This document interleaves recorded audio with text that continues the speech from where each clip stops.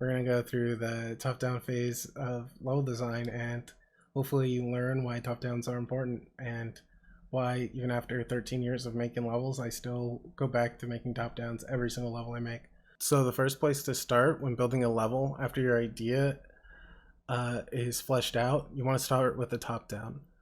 And where you start with the top-down is literally just in a notebook. It doesn't have to be neat. It doesn't have to be pretty. It's just for you, especially if you're just starting out.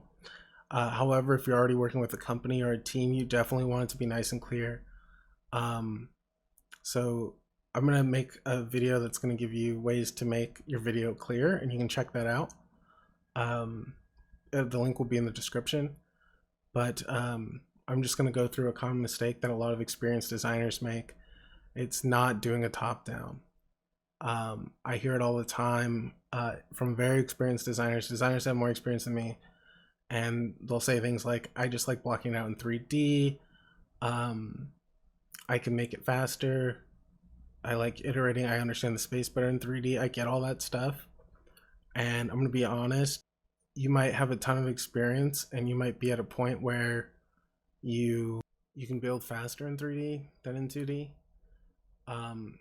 If you can do that, awesome, that's great. But be aware if changes happen down the road, you may have to redo large portions of your level that could have been mitigated by doing a top-down.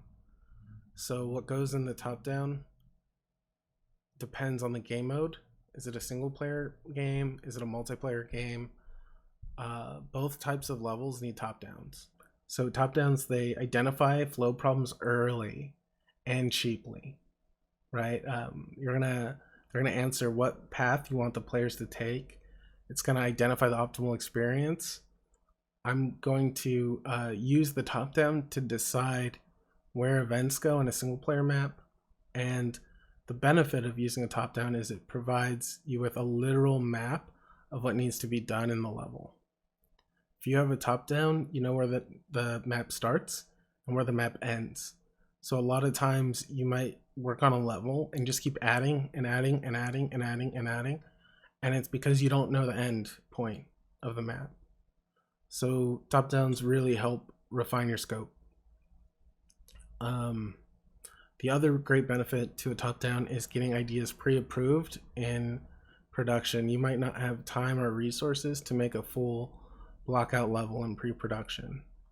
The rest of the development team might not even know that certain mechanics are in the game, or you might not know what engine you're using. It could be that early, especially if you're working on an indie team that wants to, make their own tools or engine, or it's the first title in a series, right? You might not have all the mechanics ready at your disposal, so it's good to kind of identify what you want in the top-down phases of the map so you can get production and other team members on board with your ideas.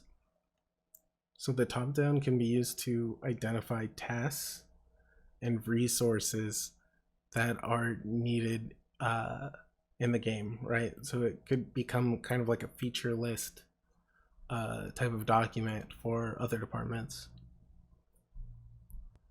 Another benefit of a top-down is if you keep it up to date, you can give it to QA and they can use it. So they can tell you where bugs are in a map, or you can give it to them and they can use it as a testing guide, right? So you can find out where things happen and if they're supposed to happen in that particular place. And they can also use it to communicate if they got lost in a particular area. It's a nice tool to have. So that's why I think top-downs are important. Thanks for watching the video. Please, if you're a student, you're in school, and your classmates want to know more about level design, have them come to my channel. I'm going to do more of these, and hopefully you'll just learn a lot. Thanks for watching.